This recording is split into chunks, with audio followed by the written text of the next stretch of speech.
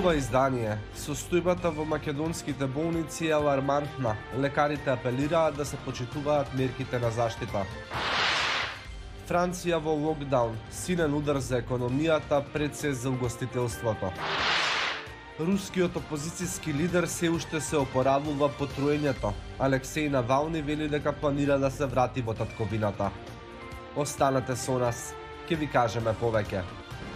Поздрав од Вашингтон, ова е гласот на Америка на македонски јазик, а јас сум Никола Крстик. За најновите информации поврзани со изборите во Соединетите држави, посетете го нашиот вебсайт glasnaamerika.mk, како и нашите профили на социјалните мрежи Facebook, Instagram и Twitter. Таму ќе најдете интерактивни мапи, вести и анализи. А ние продолжуваме со друга актуелна тема – пандемијата со COVID-19. Македонските лекари предупредуваат дека состојбата е алармантна, а системот пред колапс.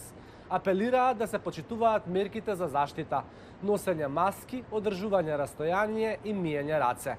Јавува Мики Трајковски. Вирусот е меѓу нас. Сега работава е ние да не дозволиме вирусот да влезе во нас.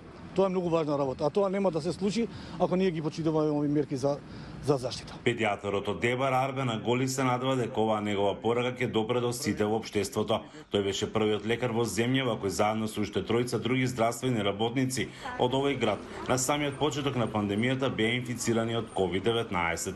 Нивната порака тогаш ние сме на работа, а вие селете дома, која ги обиколи социјалните мрежи, била со цел да се влие во јавноста, да се почитуваат мерките за држење дистанца и носење на заштитни маски. Се надева дека никогаш повеќе нема да го доживее истото што му се случило тогаш. Првиот контакт да биде во нашата ординација, навистина беше тешко. Тешко бидејќи имаше толку непознати работи, што секој ден слушавме нови работи и сега се прашувавме себе си каде сме, што ќе биде со нас, што ќе не најде, што терапија да земаме, како да постапуваме.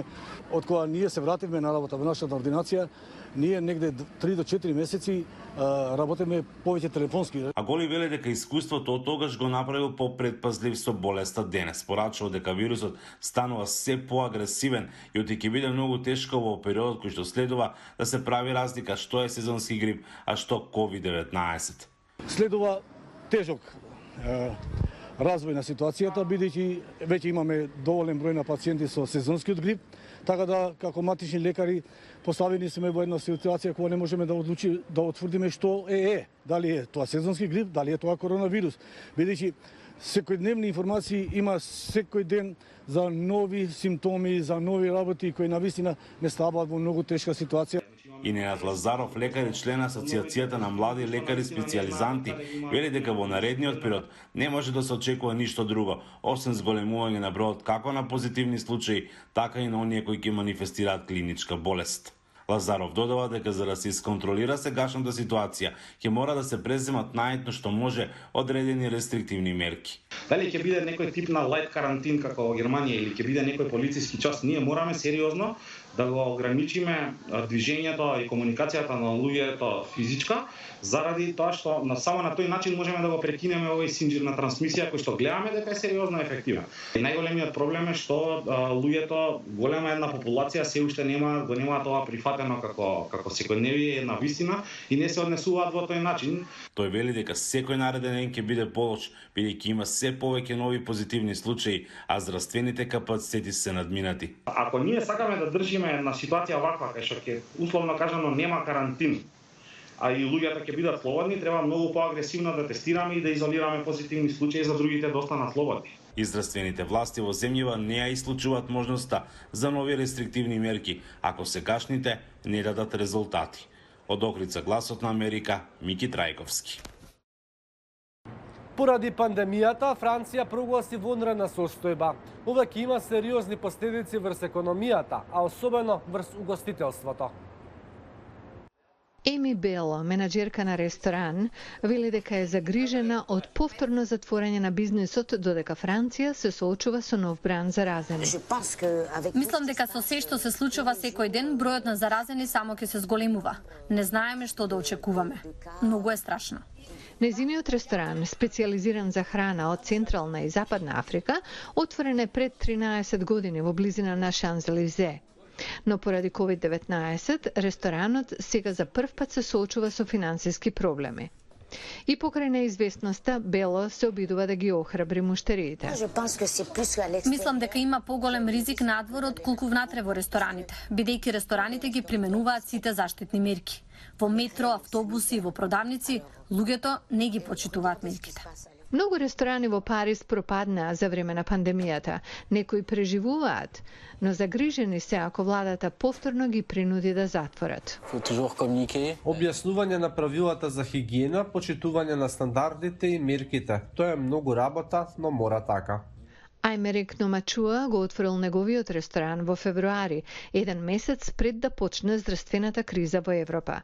Досега не успел да земе плата, но и покрај се, овој сопственик на ресторан се обидува со насмевка да чека подобри времења.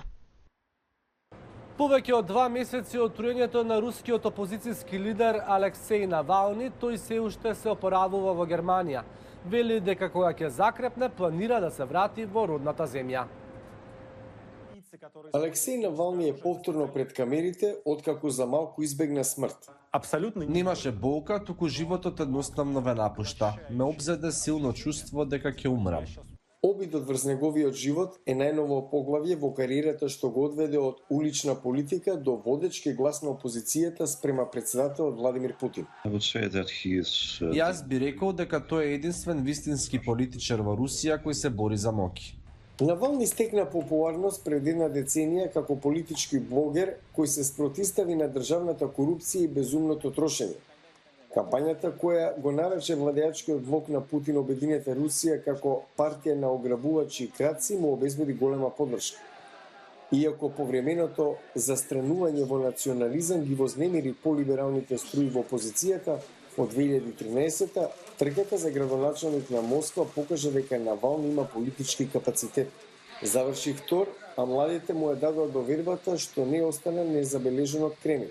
Иако повиненијата за корупција не доби сериозна затворска казна, тоа направи да му биде одземено правото да учествува на идни избори. На случајот на големо се гледаше како политички мотивиран. Но Навални продолжи да работи, главно преку интернет. Неговиот YouTube канал привлече милиони гледачи, обезбеди поддршка широм земјата и покрај речиси целосната забрана од државните медиуми, вели негов советник. Кремлевские медиа систематически на протяжении многих... Државните медиуми долго ги игнорираа активностите на Алексеј Навални, одбивајќи да го признаат за политичар. Но сликата што ја представуваа за него не беше реална. А реалноста е дека Навални е главната опозиција во државата. Неговите истраги за корупција на највисоко ниво на владата никогаш не запреа што му направи големи непријатели. Така дојде моментот кога на крајот од август Навални колабираше на авион во Сибир од напад со отров. Кремљ бара да ги види доказите за криминалниот акт, сугерираше дека Навални или западните безбедносни агенции гоисценирале инцидентот. Навални тврди дека германски и други меѓународни експерти по токсикологија нашле остатоци од отровот новичок во неговиот организам, што докажува директно учество на Кремљ и неговите безбедносни служби. Навални вети набрзо ќе се врати во Русија, на што наблюдувачите гледаат како на можност да добие гласови на некои кои порано се сомневале во него. Има одреден ефект на мобилизирачка сила. Многу луѓе кои беа предпазливи кон него или го подценуваа, конечно ќе сватат дека е личност со огромна храброст, кој е буквално спремен да се бори до крај. Ова е нов Навални кој има така наречена безбедносна мрежа, зашто Западот ќе посветува повеќе внимание на она што се случува во Русија. Во моментов, Навални е меѓународно признат политичар кој се уште има забрана на политичкото поле во неговата земја. Тоа е се во ова издание на Newsflash. За најновите информации поврзани со изборите во Соединетите држави, посетете го нашиот веб-сайт glasnaamerika.mk, како и нашите профили на социјалните мрежи. Поздрав од Вашингтон!